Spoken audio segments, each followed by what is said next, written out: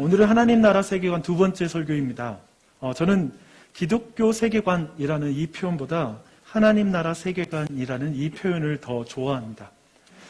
기독교 세계관이라는 이 표현이 틀려서라기보다 하나님 나라 세계관이라는 이 표현이 훨씬 성경적인 표현, 성경의 많은 내용을 잘 담고 있다고 생각하고요. 그리고 이 세계관을 배우는 의도를 더 명징하게 나타내고 있기 때문에 저는 하나님 나라 세계관이라는 이 표현을 좋아합니다. 왜 그런지 먼저 하나님 나라 세계관의 정의를 제가 한번 읽어드리겠습니다. 어느 한 목사님이 정의한 내용인데요. 한번 들어보십시오. 하나님 나라 세계관이란 하나님이 우주의 주인이시고 인간 역사를 주관하신 분이어서 인간 삶의 모든 영역뿐 아니라 우주 전체를 다스리고 계신다는 사상이다. 네, 이 말은 김영국 목사님께서 하신 말씀입니다. 제가 발견한 정의 중에 가장 감명한 정의인데요. 어떠세요? 쉽게 와닿지는 않으시죠? 그렇죠? 그렇지만 되게 이 내용 어쩌면 좀 잘 와닿지 않을 수 있습니다.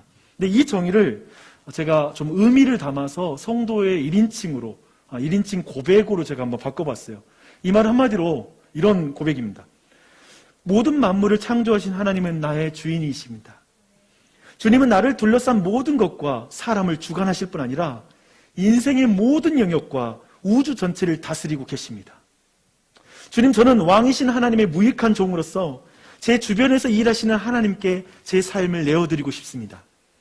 온 우주를 다스리시는 하나님의 통치에 종으로서 참여하고 싶습니다.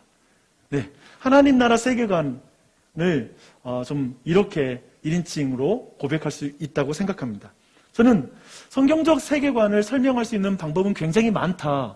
하지만 왕이신 하나님의 통치를 빼놓고서는 말할 수 없다고 생각합니다. 그래서 저는 하나님의 통치를 드러내는 하나님 나라 세계관이라는 이 표현을 좋아합니다. 또한 하나님 나라의 백성은 하나님이 이 세상에서 무슨 일을 하고 계시는지를 분별하고 그리고 그것에 근거해 왕이신 하나님을 섬기며 살도록 부르심을 받았다라고 믿기 때문에 저는 이 하나님 나라의 세계관이라는 표현이 도리어 우리의 순종, 우리의 삶을 변화시키는 어떤 그런 반응을 끌어내는 좋은 표현이라고 생각해요. 그래서 이번 시리즈 설교의 목적을 선명하게 이렇게 말할 수 있습니다. 자신의 삶 가운데 하나님의 다스림을 점점 더 깨달아가면서 하나님을 섬기는 자로서 하나님께 더욱 신실하게 반응하기 위해서이다 라고 말할 수 있죠. 다시 한번 말씀드릴게요. 우리가 이 세계관, 하나님 나라 세계관을 배우는 이유는 자신의 삶 가운데 하나님의 다스림을 점점 더 깨달아가기 위해서 그렇습니다. 그리고 깨닫는 것만이 아니라 하나님을 섬기는 자로서 하나님께 더욱 신실하게 반응하기 위해서 우리는 오늘 이 말씀을 듣게 되는 것이죠. 10월 필독서인 하나님 나라라는 책이 있었잖아요. 근데 그 책 중에 지금까지 제가 나눴던 모든 내용을 좀 다 말할 수 있는 그 책의 추천사가 하나가 있어요. 저는 그 추천사를 보면서 너무 좋아서 아마도 그 책이 제가 읽어드릴 때 책이라는 부분을 제 설교라고 이름을 바꿔서 여러분이 들어도 좋을 것 같습니다. 제가 그 추천사를 읽어드릴게요. 무엇 하나 거창할 것 없는 매일의 일상이 반복되고 특별할 것 없어 보이는 일상의 순간들이야말로 가장 큰 은혜의 선물이었음을 우리는 뼈저리게 절감하고 있다. 그 일상이야말로 하나님의 일반 은혜와 특별 은혜가 가장 강하게 서려 있는 순간이다. 일상 속에는 감출 수 없는 하나님 나라의 비밀이 숨어 있다. 이 책은 성경이 말하는 하나님 나라, 그리고 그 하나님 나라가 오늘 우리의 일상과 얼마나 깊은 관계가 있는지를 잘 안내한다. 하나님 나라가 하나님의 주권과 사랑의 통치가 미치는 곳에 모든 사람의 삶의 자리에 있음을 일깨운다. 이 책을 읽는 독자들은 분명 우리에게 선물로 주어진 일상을 내버려 두지 않고 하나님 나라를 구하는 일, 하나님 나라를 섬기는 일을 그 일상의 중심에 두게 될 것이다. 그래서 하늘 소망이 이 땅을 떠난 먼 희망이 아니라 우리의 삶과 이웃의 삶 속에서 온 세상에서 넘실대는 것을 보며 참 소망과 기대로 일하고 충만한 즐거움으로 일상을 살아갈 수 있기를 기대한다. 부족한 우리의 삶을 통해 하나님의 현존이 오롯이 드러나기를 기도하며 마음 다해 이 책을 추천한다. 네, 저는 하나님 나라, 곧 하나님의 주권과 사랑의 통치는 모든 사람의 삶에 미치고 있다는 이 사실을 여러분 모두가 묵상하는 기회를 가졌으면 좋겠습니다. 그리고 여러분이 자신의 일상을 내버려 두지 않고 하나님 나라를 구하고 하나님 나라를 섬기는 그 일을 여러분의 일상의 중심에 두는 그 일이 일어나기를 바랍니다. 그래서 부족한 우리의 삶을 통해서 하나님의 현존이 오롯이 드러나는 그 길을 좀 걸어가는 용기를 얻는 그런 말씀이 되었으면 좋겠습니다. 말씀을 좀 들으시게요. 성경 전체는, 그리고 창세기는 이렇게 시작합니다. 태초에 하나님이 천지를 창조하시니라. 이 선언은 하나님과 천지의 관계를 선명하게 구분하고 있습니다. 보이지 않는 하나님은 천지의 조물주라고 말하고 있고요. 그리고 내가 보고 있는 천지는 하나님의 피조물이라고 분명하게 말하고 있습니다. 하나님은 피조물이 존재하기 전에 계셨고요. 모든 피조물은 시작이 있는 유한한 존재라고 분명하게 말하고 있습니다. 피조물이 존재하기 전에 계신 무한하신 하나님을 시편의 시인은 이렇게 표현하고 있습니다. 산이 생기기 전, 땅과 세계도 주께서 조성하시기 전, 곧 영원부터 영원까지 주는 하나님이시니다 라고 말합니다. 교회를 조금만 다니면 우리는 하나님을 영원하신 하나님이라고 표현하죠. 근데 그 영원하신 하나님에 대한 정의가 바로 이 내용입니다. 이렇게 피조물이 존재하기 전에 계신 온 우주의 설계자를 성경은 영원하신 하나님이라고 이렇게 말하고 있습니다.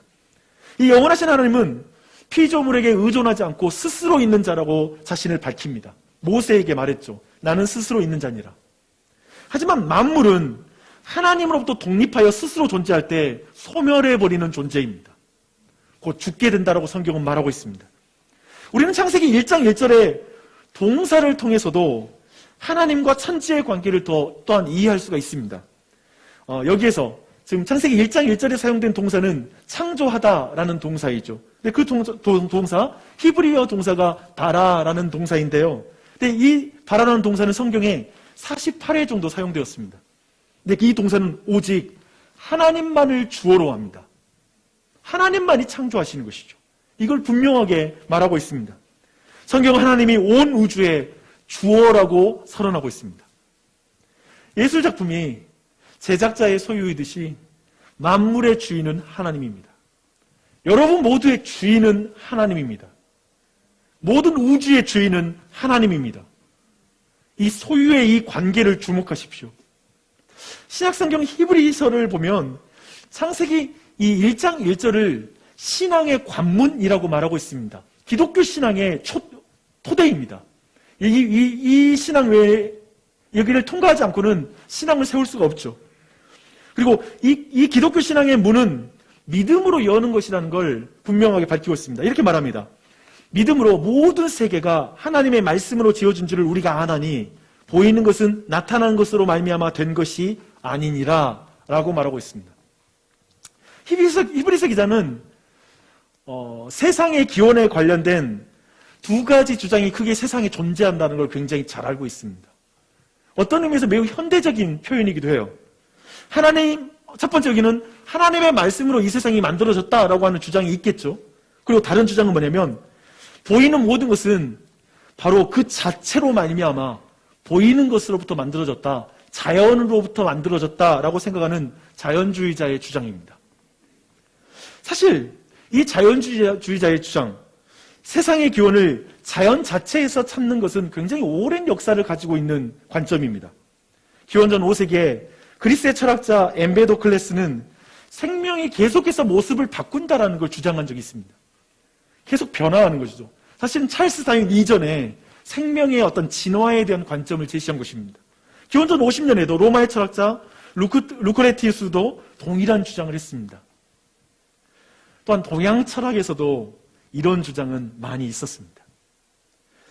그래서 19세기 찰스 다윈 이후 수많은 생물학자와 인류학자는 아마도 그 히브리서 11장 3절의 말씀을 조금은 좀 반대로 이렇게 말하고 있는 것 같습니다. 과학으로 모든 세계가 보이는 것으로 말미암아 된 줄을 우리가 아나니 보이는 것은 신으로 말미암아 창조된 것이 아니니라.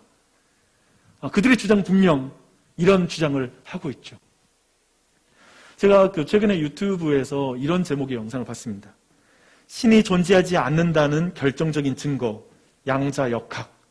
그리고 제가 이 영상 또 찾아서 들어가서 봤습니다. 예전에 제가 성경과 과학에 대해서 잘 모를 때 저는 이런 제목 보면 가슴이 벌렁거렸습니다. 이거 봤다가는 내가 신앙을 버리지 않을까라는 두려움이 내 마음을 엄습했습니다. 그래서 막 이런 건 피해가야 된다. 시험 든다라고 생각하면서 항상 도망쳐 다녔습니다. 저는 눈에 보이는 이 세상을 잘 이해하도록 돕는 과학적 방법론과 성취를 굉장히 신뢰하고 있고 저는 그것을 받아들입니다. 하지만 하나님의 존재를 증명할 수 있다라고 말하는 과학자는 오만하다고 생각합니다. 반대로 말하면 또 한편 굉장히 다른 결이긴 하지만 과학으로 창조주를 증명해낼 수 있는 것처럼 말하는 기독교인 과학자들도 오만하다고 생각합니다. 그들도 전 틀렸다고 생각합니다. 왜냐하면 영원하신 창조주는 피조물의 지성으로 과학으로 증명하는 대상이 아니기 때문에 그렇습니다. 창조주는 과학의 대상이 아닙니다. 그래서 히브리서는 이 세상의 기원에 대한 관한 지식은 오직 믿음의 영역이라는 걸 분명하게 밝히고 있습니다. 믿음으로 모든 세계가 하나님의 말씀으로 지어진 줄을 아나니 라고 말하는 것이죠.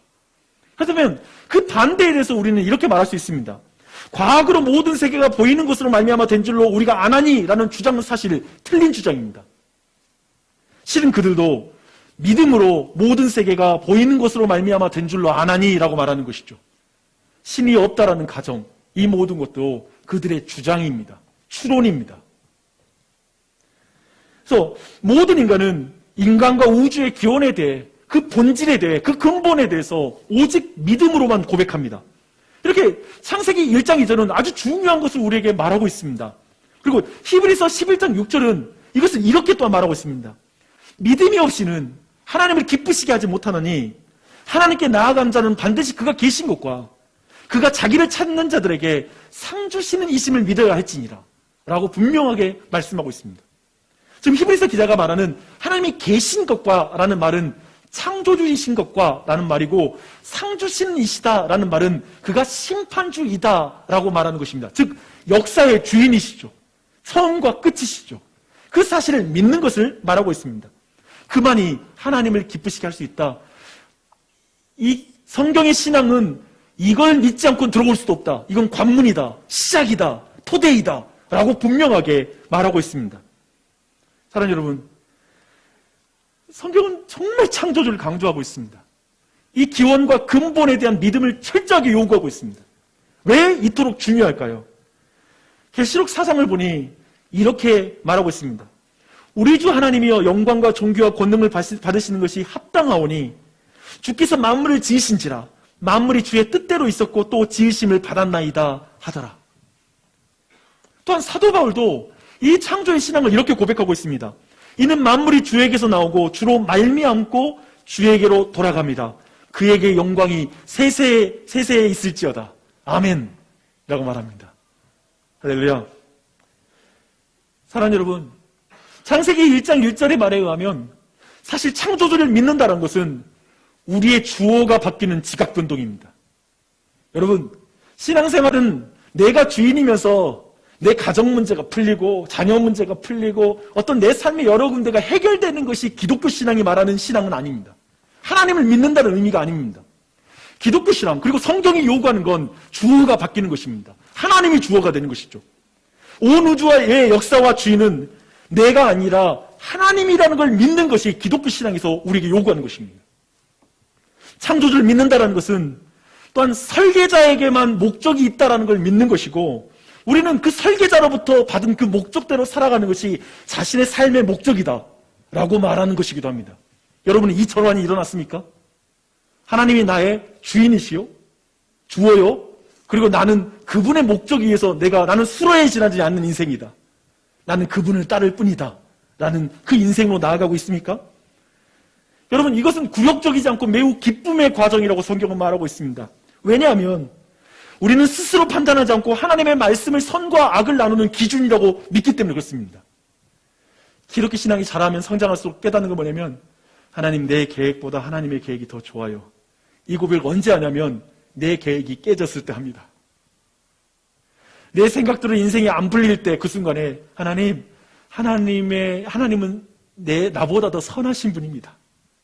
그러니 이 모든 상황 속에서 주님을 따르기 원합니다 라는 고백을 기독교인들은 합니다. 성경을 사랑하는 사람은 그렇게 고백합니다. 보십시오. 사람은 창조주 앞에 설 때에만 사실 진정 겸손할 수 있습니다. 그리고 스스로 존재할 수 없다고 말하면서 하나님께 의존하는 자가 됩니다. 한번 돌아보십시오. 나는 하나님께 의존하는 자인가? 나는 스스로 있는 자가 아니니까요. 나는 그분께 의존하죠. 하나님을 창조주라고 믿는 것은 왕이신 하나님을 영화롭게 하는 것을 자기 인생의 최고의 목적으로 이제 드디어 받아들입니다. 이게 창조주를 믿는다는 의미입니다. 저는 여러분이 수많은 문제 가운데 있다는 걸 알고 있습니다. 여러 가지 얽힌 문제 가운데 있을 거예요. 근데 그 가운데 창조주 하나님을 묵상하시기를 바랍니다. 그리고 창조주와 세상의 관계를 생각하면서 창조주를 믿음으로 고백하는 그 은혜가 있기를 바랍니다. 아멘. 창세기 1장 1절의 말씀을 한번 여러분 한번 따라서 고백해 보지 않겠습니까? 태초에 하나님이 천지를 창조하시니라. 태초에 하나님이 천지를 믿음으로 한 번만 더 고백하겠습니다. 태초에 하나님이 천지를 창조하시니라. 아멘. 아멘.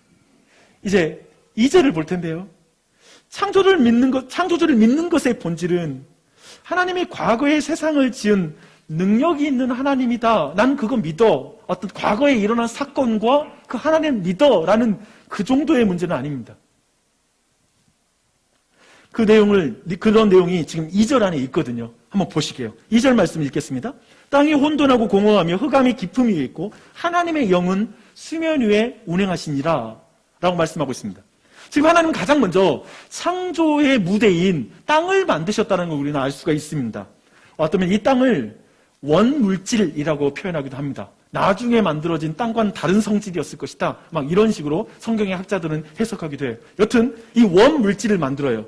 근데 여기서 주의할 것은 이 상태를 여러분이 악한 상태라고 해석해서는 안 된다는 것입니다. 예를 들면 혼돈, 공허, 흑암 이게 어떤 의미에서는 부정적 의미로 비춰지잖아요. 하지만 지금 아직 악이, 죄가 피조물 속에 들어오지 않은 상태라는 걸 염두에 두셔야 돼요. 이건 그런 부정적인 의미가 아니에요. 영어 성경으로 이 단어를 보면 좀 더 분명히 알 수 있는데요. 여기 안에서 혼돈하다라는 것은 폼이 없는 상태, 형태가 갖추어진 상태다.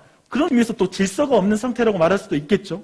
또 한편에 공허라는 것은 텅 빈 상태, empty라는 영어 단어를 쓰고 있습니다. 또한 흑암이라는 것은 시면을 알 수 없는 어떠한 광활한 공간을 말할 때에도 그 흑암의 그 깊은 시면이라고 표현하고 있습니다. 그래서 지금 그 땅 위를 혼돈하고 공허하고 그리고 그 흑암이 깊은 곳에 있는 그 수면 위를 지금 성령님께서 하나님의 영이 운행하셨다라고 지금 성경은 말하고 있습니다. 근데 여기서 이 운행하셨다는 단어가 지금 오늘 제가 문제 제기한 거 단순히 이 성령 하나님이 창조의 하나님이 과거의 하나님으로 과거의 일을 말하는 게 아니라 지금과도 관련 지을 수 있는 중요한 키가 이 운행하셨다라는 단어에 있습니다. 성경에는 이 운행하셨다라는 단어를 2번 구약 성경에 사용하고 있어요. 근데 그게 키예요. 그게 뭐냐면 신명기 32장 11절과 12절에 보면 이런 말씀이 나옵니다. 마치 독수리가 자기의 보금자리를 어지럽게 하며 자기의 새끼 위에 너풀거리며 그의 날개를 펴서 새끼를 받으며 그의 날개 위에 그것을 엎는 것 같이 여호와께서 홀로 그를 인도하셨고 그와 함께한 다른 신이 없었도다 라고 말합니다. 근데 이 말씀의 배경이 뭐냐면요, 이 11절과 11절의 배경은 하나님이 지금 이스라엘 백성을 출애굽시킨 과정에서 그 광야를 통과하는 여정을 독수리가 새끼를 업어 그를 독립시키는 과정으로 지금 설명하고 있는 것입니다. 있잖아요. 어미가 이제 보금자리에서 새끼가 안 나오려고 할 때 이제 그를 이제 비행 연습을 시키려고 할 때 막 너풀거리면서 새끼를 모으잖아요. 옆으로 나오게 만들고 이제 등에 업고 이제 날아가는 그런 과정이죠. 그것처럼 이 너풀거리다라는 이 단어가 운행하시니라라는 단어와 동일합니다. 그래서 지금 성경이 의도적으로 지금 창조주 하나님의 어떤 성령 하나님의 사역을 그분의 어떤 동사를 행하심을 이스라엘 백성을 구원하시는 사건의 동사와 연결시키는 거예요. 그리고 이 말은 어떤 말일까요? 즉 생명을 잉태하는 창조의 그것과 생명을 구원하는 것 그리고 생명을 인도하여 생명이 자라나게 하는 것 이 모든 과정의 본질은 동일하다는 거예요. 그리고 이 모든 과정의 주어는 동일한 거예요. 성령 하나님이십니다. 하나님이 주어이고 이 일, 생명을 낳게 하고 생명을 키우고 생명을 목적으로 이끌어가는 건 하나님만이 행하신다라는 걸 성경은 말하고 있습니다. 그래서 근데 약간 조건이 다르긴 해요. 첫 창조에서 아까 말했던 혼돈과 공허와 그리고 그런, 어떤 거였죠? 혼돈과 공허와 흑암. 예. 그 흑암의 상태는 사실은 부정적인 의미가 아니었어요. 사실 그 모든 건 이제 모든 게 질서로 채워지고 하나님의 선하심으로 채워지는 창조였죠. 근데 지금 출애굽한 이스라엘 백성은 뭐냐면 하나님의 만든 폼이 다시 깨져버린 상태인 거예요. 그런 애굽에서 구원을 받았죠. 그 형상이 깨어진 상태인 것이죠. 그 가운데 구원받았어요. 또한 광야에서 성령님은 모든 이제 질서를 회복시킬 것입니다.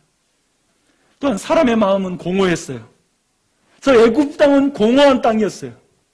그것으로부터 구원하여 의미를 상실한 상태였어요. 그래서 이제 그들의 마음에 하나님의 목적과 의미를 다시 채워요. 다시 사명을 넣어줘요. 그 인생의 목적을 다시 그의 삶에 채워넣는 사건이 바로 구원의 사건이죠. 또한 흑암이 가능한 땅으로부터 구원받은 모든 사람들은 구름 기둥과 불 기둥, 곧 빛 가운데 인도함을 받습니다. 이렇게 보면 지금 보십시오. 정리를 할게요. 창조주를 우리가 믿는다라는 것은 과거에 창조를 행한 그 하나님을 믿는다라고 하는 것에 멈추지 않는다라는 거예요. 창조주 하나님은 오늘날에도 동일하게 역사하고 있다는 것입니다. 오늘날에도 동일하게 하나님의 형상을 잃어버리고 흑암 가운데, 혼돈 가운데, 그리고 어두운 가운데 있는 자들을 다시 구원하는 재창조의 사역, 다시 살리는 사역을 바로 성령 하나님께서 여전히 일하고 있다는 거죠. 우리가 창조주를 믿는다는 건 지금도 관련이 있어요. 지금도 하나님은 내 생명을 유지시키고 내 생명을 이끌어 하나님의 목적을 향해 나아가게 하고 있다라는 걸 우리가 믿는 것입니다. 그래서 성경은 지금 우리 주변에서 하나님이 어떤 일을 행하고 계시는지를 분명하게 우리에게 지금 알려주고 있습니다. 여러분 주변에 하나님이 어떻게 일하시는지를 분별하여 거기에서 여러분이 제대로 반응하고 싶으십니까? 그렇다면 이 말씀을 들으십시오. 하나님 지금 무슨 일 하시냐면 생명을 살리고 생명을 풍성히 누리도록 하시는 사역을 지금도 온 우주 가운데 행하고 계십니다. 온 우주 가운데 닭이 알을 품듯이 그 생명을 품어서 잉태하듯 사랑과 애정을 담아서 하나님은 지금 우리의 삶 가운데 역사하고 있어요. 갑자기 생각이 나는데 제가 요즘 아침에 이게 새벽에 교회로 오면서 바람을 맞는 게 너무 행복한 거예요.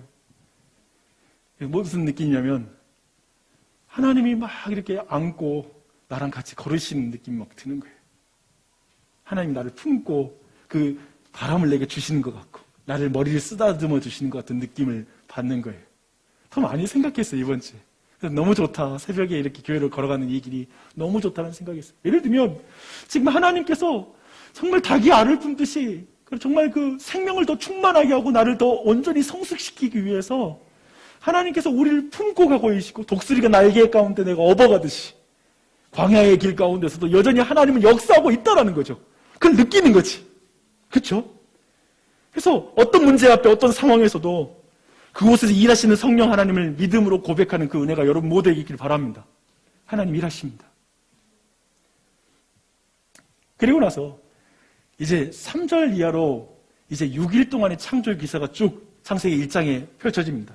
제가 이것을 일일이 날마다 깊이 살펴볼 그런 시간이 없습니다. 다만 성경이 창조 기사를 통해서 무엇을 강조하는지를 중심으로 한번 이 말씀을 살펴보도록 하겠습니다.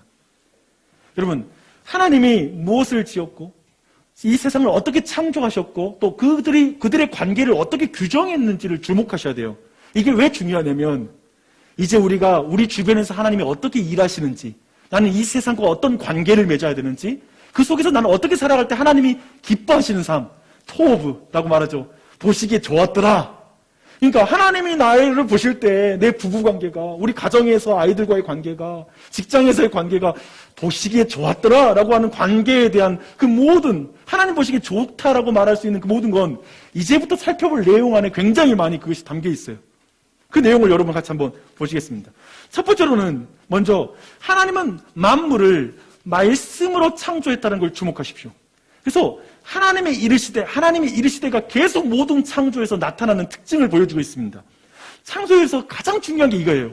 명령과 순종이라는 패턴이 이 기독교의 창조의 기사에는 두드러지게 나타납니다. 11절을 제가 예로 읽어보겠습니다. 하나님이 이르시되 땅은 풀과 씨 맺는 채소와 각기 종류대로 씨 가진 열매 맺는 나무를 내라 하시니 그대로 되어. 하나님은 왕이시죠. 이렇게 묘사되는 거예요. 하나님은 왕이시고 지금 땅과 바다, 산과 하늘은 종으로 묘사돼요. 그래서 땅아, 너 식물 내. 그러니까 땅이 식물을 내는 거예요. 이런 형태를, 즉 말씀을 듣고 순종하는 형태로 이 땅이 통치되고 창조되고 있다는 걸 성경은 이걸 의도적으로 드러내고 있죠. 이것은 지금은 하나님은 말씀으로 온 우주를 통치하시는 하나님이다라는 걸 이 근본적인 원리를 여기다 넣어놓습니다. 이게 왜 중요하냐? 오늘날에도 하나님은 말씀으로 온 우주를 통치하고 있습니다. 그래서 우리 기독교는 늘 말씀 듣고 순종해야 돼라는 말이 떠나질 않는 거죠. 우리는 이 근원을 창조에서 찾아요. 이유를. 그렇게 지금 말하고 있죠. 여기서 또한 말씀의 창조는 우리는 또한 이 말씀의 창조 자체가 근본적으로 설계자를 떠올린다는 것을 한번 생각해 봐야 됩니다. 여러분, 우리는 말하기 전에 생각과 계획이 필연적으로 선행된다는 걸 알고 있습니다. 뭔가를 생각하고 일을 진행할 때 먼저 계획하고 생각하지 않고는 말하는 법이 없죠. 그런 의미에서 하나님은 이미 먼저 계획하고 설계하신 분이십니다. 유괴의 창조를 보면요, 이 하나님의 설계는 굉장히 아주 정교하게 잘 드러나고 있어요. 보실까요? 1일은 낮과 밤을 창조하시고요, 2일은 물과 하늘, 3일은 땅과 바다라는 시간과 공간의 그 범주, 그 폼을 만들어요. 그 형태를 먼저 창조를 해요. 그리고 나서 4일째에는 1일 낮과 밤을 채우는 해와 달을 만드십니다. 그리고 5일째에는 2일에 만든 물과 하늘이라는 공간을 채우는 물고기와 새를 만듭니다. 그리고 6일째에는 3일에 만든 땅을 생물과 사람으로 채웁니다. 그렇죠? 아까 우리가 만났던 폼도 없고 그리고 공허한 그리고 흑암 가운데 있는 곳에 이제 모든 것을 채워 넣는 것이죠. 근데 이 빈 공간을 채우되 매우 질서 있게 창조한다는 걸 강조하는 거예요. 더하여서 생명을 채운다는 것 또한 또 성경이 굉장히 강조하고 있습니다. 그게 28절에 인간에게 주신 명령에서 하나님이 이 땅을 생명으로 채운다는 걸 굉장히 중요하게 말하는데 이렇게 말해요. 하나님이 그들에게 복을 주시며 하나님이 그들에게 이르시되 생육하고 번성하여 땅에 충만하라. 생명으로 가득한 세상이 하나님이 디자인한 세상이에요. 죽음은 하나님이 디자인한 게 아니에요. 죽음은 우리가 쫓아갈 길이 아니에요. 그렇죠? 그걸 분명하게 말하고 있어요. 또한 우리가 더 살펴볼 창조에서 놓치지 말아야 될 강조의 표현은 뭐냐면 나누다와 종류대로 창조하셨다라는 이 표현을 또한 놓치셔서는 안 됩니다. 이 또한 또 반복돼요. 설계하신 창조주 하나님은 창조주와 사람을 나눠요. 그리고 물과 하늘, 육지와 바다, 동물과 식물, 인간과 피조물, 그리고 남자와 여자, 이걸 나눕니다. 그리고 종류대로라고 말하죠. 그래서 철저히 이것을 구분하고 경계 짓고 계시다는 걸 주목할 필요가 있어요. 그리고 놀랍게도 이름을 지어줘요. 이름을 지어준다는 건 뭐냐면 정체성을 하나님이 규정해요. 너의 정체성이 이거야. 그리고 사람들은 당연히 정체성이 규정된 대로 살아가야 되는 게 마땅하죠. 그래서 피조물과의 관계, 이것에 더해서 이제 피조물과의 정체성을 부여한 다음에 피조물들 사이에서 어떻게 관계할지 관계를 설정해 줍니다. 질서를 잡아줘요. 그래서 푸른 식물을 동물과 사람에게 먹을 것으로 줍니다. 이로 말미암아 피조 세계는 상호 의존적인 관계라. 그래서 생태계가 만들어지는 것이죠. 하나가 죽으면 다른 게 죽어지는. 우리가 경험하는 그런 자연재해와 지금의 어떤 자연적인 상황들이 인간에게 영향을 주고 있는 걸 우리는 경험하고 있죠. 서로 의존하는 관계라고 보여주고 있습니다. 근데 이 모든 것에서 여기서 정말 중요한 성경적 키워드는 뭐냐면요, 하나님이 질서를 부여하고 구분과 경계를 짓고 정체성을 부여하는 분이라는 거예요. 이것을 우리는 성경을 믿는 사람은 이걸 굳건히 믿습니다. 하나님만이 정체성을 부여하는 자이다 라는 걸 믿는 것이죠. 그리고 이제 마지막으로 창조의 강조는 보시기에 좋았다라는 표현에 담겨 있습니다. 31절을 보십시오.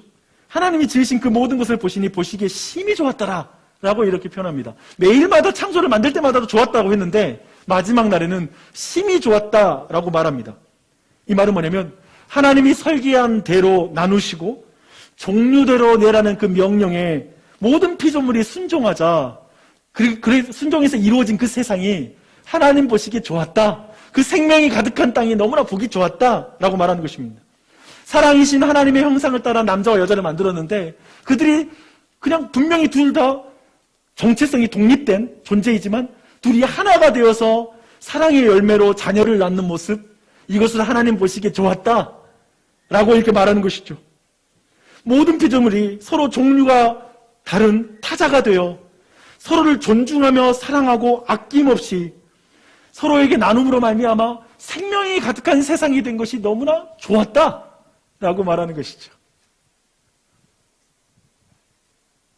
사람들이 모든 피조물에서 하나님의 권능과 신성을 보며 하나님과 교제하는 그 세상은 너무나 보기 좋은 세상이었습니다.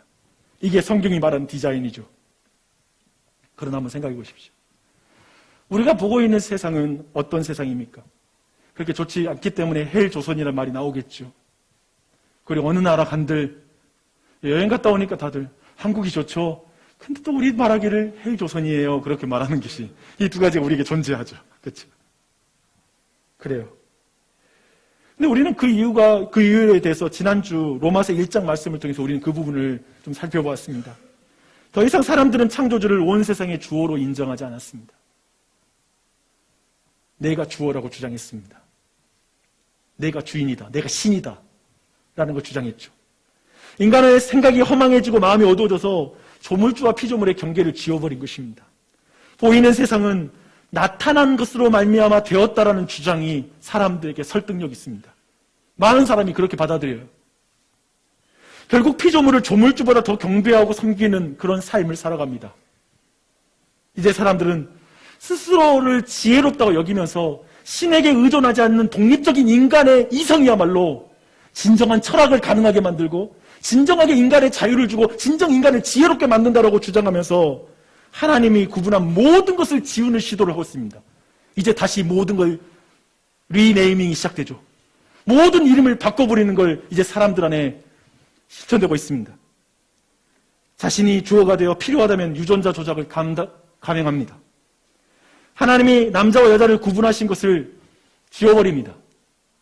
로마서 1장 26절, 지난주에 우리가 봤던 우상숭배 다음 구절이 바로 그 부분을 말하고 있습니다.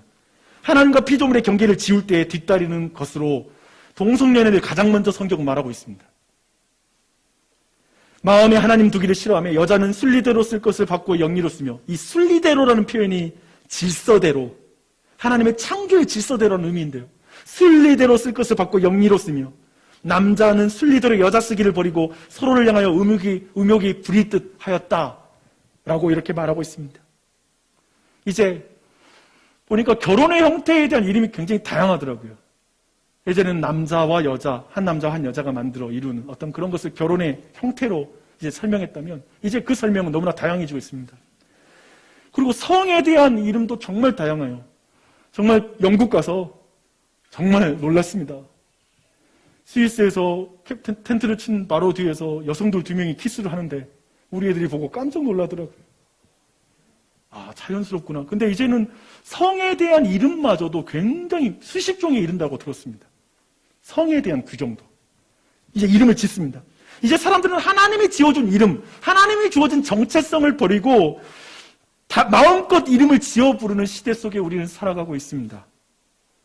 하나님께서 정하셨는데 이제 사람들은 자신이 주어가 되어 자기 마음대로 행할 뿐만 아니라 또한 그런 일을 행하는 자를 옳다 하느니라 라는 로마서 1장의 마지막 절의 말씀은 정말 유효합니다. 우리는 그것을 이 세상에서 보고 있습니다. 주 안에 사랑하는 여러분, 그 세상을 한번 생각해 보십시오. 사랑이신 하나님의 신성과 권능, 성품과 지혜와 상관없는 세상처럼 보입니다. 하나님의 사랑의 통치는 도무지 보이지 않는 세상인 것 같습니다. 참 사람들은 모두 사랑받고 싶어 하지만 내가 선택한 한 사람을 사랑하는 것도 힘듭니다. 부부관계가 힘들어 본 사람이라면 정말 얼마나 한 사람을 사랑하는 것도 힘든지, 내가 분명히 고른 사람인데 누가 억지로 시킨 것도 아니었는데 참 쉽지 않습니다.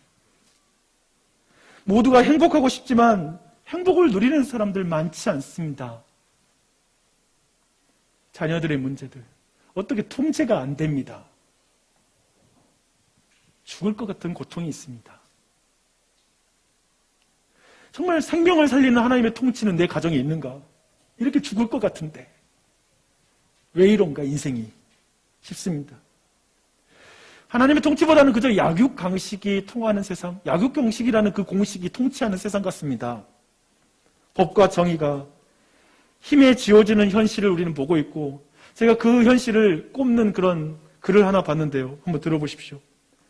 한국 현대사의 민낯을 표현하는 한 문장이 있다면 성공한 쿠데타는 처벌할 수 없다가 아닐까? 그렇다면 성공한 강간도 처벌할 수 없다. 힘이 논리라면, 힘에 의해서 공의의 정의가 달라질 수 있다면 강간도 성공한다면 문제 삼을 수 없다라는 말이 맞는 말이 될 수 있겠죠. 너무 억지스러운 말 같지만 그래도 이해가 되는 대목이 있어요. 우리가 보고 있는 이 세상은 어떤 세상입니까? 창조의 질서를 무너뜨린 혼돈의 세상 아닙니까? 하나님이 만들어 놓은 질서, 그 경계, 그 모든 걸 다 무너뜨려버린 세상이죠. 혼돈스럽습니다. 정말 질서 잡힌 것이 없고 정말 많은 것이 어지러운 이 세상을 우리는 경험하고 있습니다. 어떤가요? 이 세상은 너무 공허하지 않습니까? 현대인들, 그리고 여러분 주변에서 그런 사람 많이 보지 않아요? 너무 의미 없다라는 말을 하는 사람, 너무 공허하다라고 말하는 사람, 뭔가를 계속 채우지만, 현대사에 너무나 많은 걸 채우고 있지만 채워지지 않는 그 공허함에 많은 사람이 시달리죠. 성령님이 채울 수 있는 공간을 사람이 채울 수 없으니까요. 생각이 허망해지고 마음이 어두워져 자기 중심적 확증 편향이라는 어둠의 수렁에 빠진 사람들, 그냥 내가 옳다라는 생각, 그거 지워지지 않는 사람들, 그렇게 어둠 가운데 있는 사람들 너무나 많이 있죠. 정말 여기저기 다 똑똑한 것 같습니다. 근데 참 어둡습니다. 그런데 이 창세기는 분명하게 우리가 말하고 있습니다. 혼돈하고 공허하고 어두운 땅에 보이는 모든 것을 질서 있게 채우신 하나님은 지금도 일하고 계시다는 사실입니다. 이것도 믿음이 필요합니다, 여러분. 이 말씀을 듣고 여러분 안에 믿음이 생기는 은혜가 있길 바라요. 믿음은 들으면서 나니까요. 하나님은 지금 이 어둡고 공허하고 이 혼돈이 가득한 이 세상을 여전히 다스리고 있고요. 하나님은 본질에 있어서 창조 때 행했던 그 일을 동일하게 타락한 이 세상 가운데서 여전히 일하고 계시는 하나님이십니다. 왜냐하면 창조자 하나님은 그분의 자비롭고 은혜로운 그 통치로 모든 영역까지, 모든 피조물까지, 모든 사람까지 하나님의 이 은혜로운 통치가 미치기를 원하는 분이시기 때문에 그렇습니다. 이걸 믿습니다. 여기에 여러분이 제외된다고 생각하지 마십시오. 여러분의 배우자가 제외된다고 생각하지 마십시오. 여러분의 자녀가 제외된다고 생각하지 마십시오. 믿으십시오. 한번 믿음으로 고백하십시오. 하나님의 형상을 잃어버리고 혼돈과 공허와 어두움 가운데 살아가는 모든 사람들 가운데도 일을 하고 계신 하나님, 우리 주변에서도 일상에서도 생명을 일으키는 하나님의 통치가 계속해서 일어나고 있다는 걸 믿고 그걸 바라볼 줄 아는 사람이 되는 것, 그때 우리는 그 하나님의 사역에 동참하게 될 것이고, 그리고 그 가운데 우리가 하나님의 형상이 회복되는 그 모든 삶을 하나님은 보시기에 넌 정말 인생 잘 살았다, 좋다. 왜냐하면 기독교가 가리키는 것은 여러분의 주머니를 채워주는 것이 기독교가 아니라 여러분의 영혼을 채워주는 문제를 말하고 있으니까요. 그저 여러분의 스케줄이 그대로 잘 풀리도록 스케줄을 관리해주는 그 정도의 질서를 잡는 분이 아니라 온 우주의 질서를 다시 회복시키는 분이시니까요. 여러분의 인생 앞길 잘 풀리도록 그 길을 밝혀주는 수준이 아니라 온 우주의 어둠 가운데 있는 이 땅을 주님은 빛으로 회복시킬 것이니까요. 이걸 믿으십시오. 여러분 이 안에 있습니다. 오늘 저는 이런 질문을 다시 마지막에 돌아와서 정리하고 싶어요. 저는 계속해서 그 성경 속에서 창조주를 믿는다라는 의미가 그 신앙인들에게 미친 그 영향과 고백들을 볼 때 항상 저는 나는 창조주를 믿고 있다는 게 도대체 나에게 어떤 영향을 끼치고 있는가, 그것이 실제가 되고 있는지에 대한 질문이 제 안에 있었습니다. 계속 말씀을 준비하는데 계속 그 질문이 나왔어요. 도대체 내가 창조주를 믿는다는 게 이 어두운 세상, 이 혼돈하고 그리고 공허한 이 세상에 도대체 내가 이 하나님을 믿고 있다는 게 뭔 의미인가 라는 걸 생각해 보는 것이죠. 그러면서 참 제 안에 정말 그 자아분열적인 신앙을 가지고 있지 않나라는 내 자신의 모습도 봤습니다. 그러면서 제가 요나서의 말씀을 여러분과 나누고 싶었어요. 여러분, 요나서라는 성경의 책이 있는데요. 요나서의 그 성경책에서 이런 걸로 시작되죠. 니느웨의 가축들과 수십만 명의 생명을 사랑하시는 그 창조주 하나님께서 그들을 살리고자 선지자 요나를 부르시는 것으로 이제 그 말씀이 시작되고 있습니다. 근데 우리가 아는 것처럼 요나는 자신이 말씀을 선포하면 왠지 하나님이 그 백성들을, 저 니느웨 사람들을 다시 회복시킬 거라는 그런 불길한 예상을 하고 그냥 도망칩니다. 그것이 싫어서 반대 방향으로 도망쳐요. 그는 배에 올라탑니다. 근데 이제 그 배를 하나님께서 폭풍우를 일으켜서 흔들어 버리시죠. 그러니까 뱃속에 바닥에 누워있던 애가 튀어서 이제 배 가판 위에 올라올 수밖에 없는 상황이 됐어요. 하도 흔들어 대니까 올라올 수밖에 없었습니다. 그리고 그는 거기에서 뱃사람들에게 앞에서 자신의 정체성을 이렇게 말합니다. 매우 흥미롭습니다. 들어보십시오. 그가 대답하되 나는 히브리 사람이요 바다와 육지를 지으신 하늘의 하나님 여호와를 경외하는 자로다 라고 말합니다. 지금 이 상황이 되게 웃기는 장면이에요. 봐보십시오. 지금 그가 가진 창조 신학은 전혀 문제가 없어요. 정말 하나님은 하늘과 그리고 육지를 지으신 하나님이시죠. 그러면서 자기가 히브리인이다 라는 어떤 그 자부심이 느껴지고요. 어떤 의미에서는 방금 전에 우상신에게 막 기도했던 그 선원들을 향해서 야 너희들이 믿는 건 가짜야. 내가 믿는 하나님 진짜야 라고 하는 어떤 그런 신앙적 종교적 교만도 느껴져요. 그걸 어떻게 해요?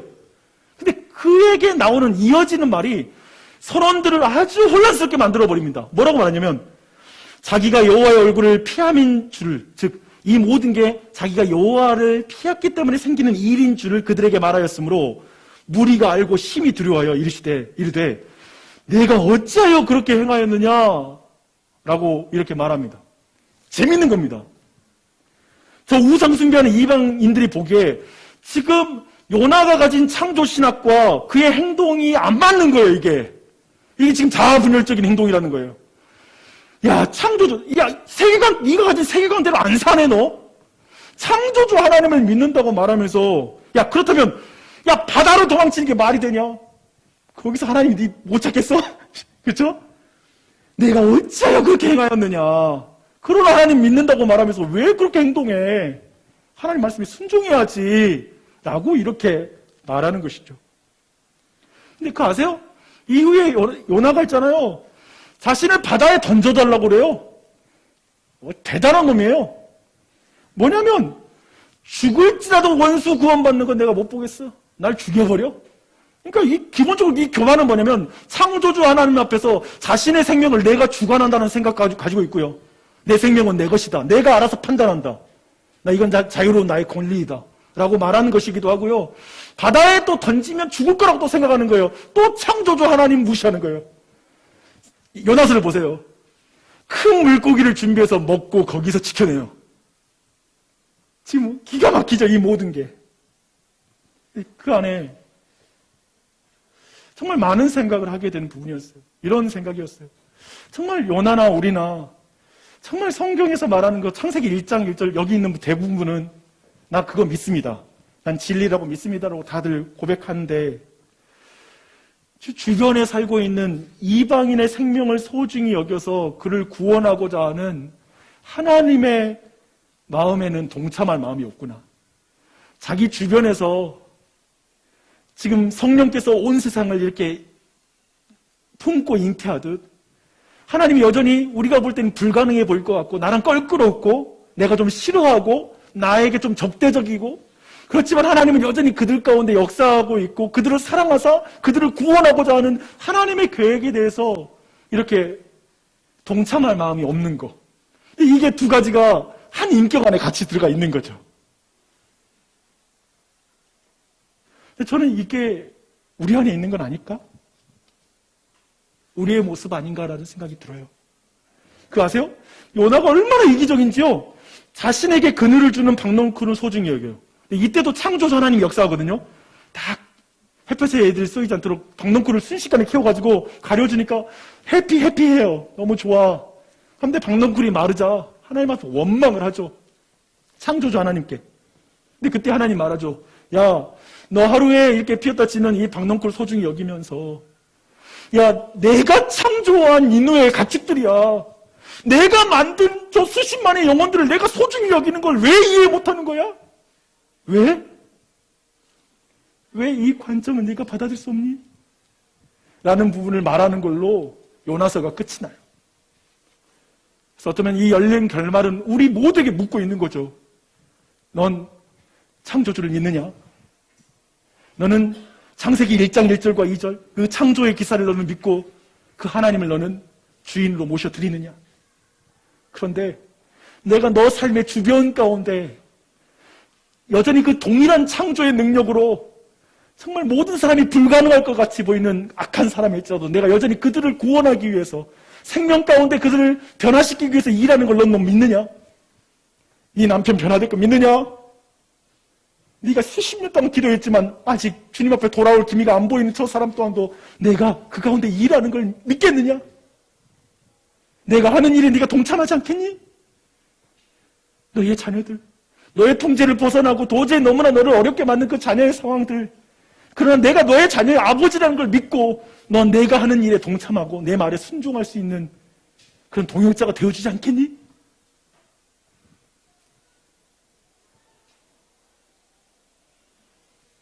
그런 생각이 들었어요. 요나가 막 그 바람치고 막 그러면 그 주변에서 일어나는 일을 보고 딱 캐치를 하고 해결을 빨리 했으면 좋겠는데 너무 그걸 못하잖아요.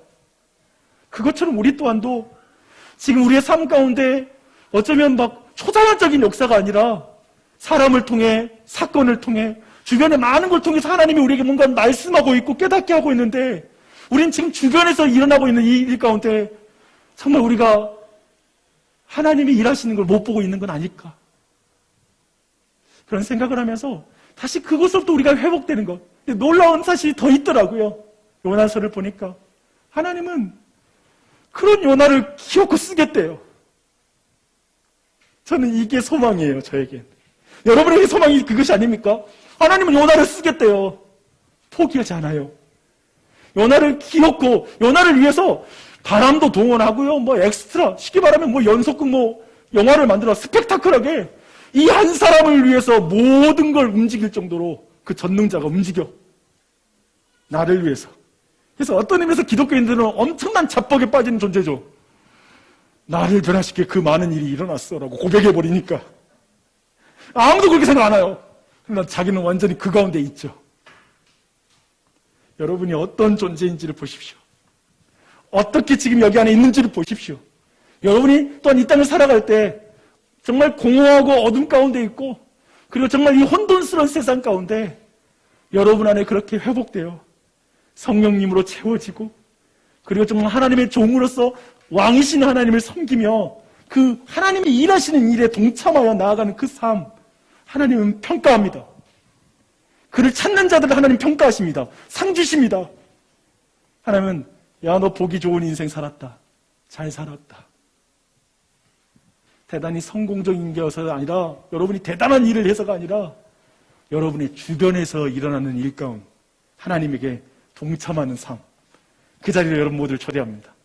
그렇게 나아가는 여러분 모두가 되시길 축원합니다.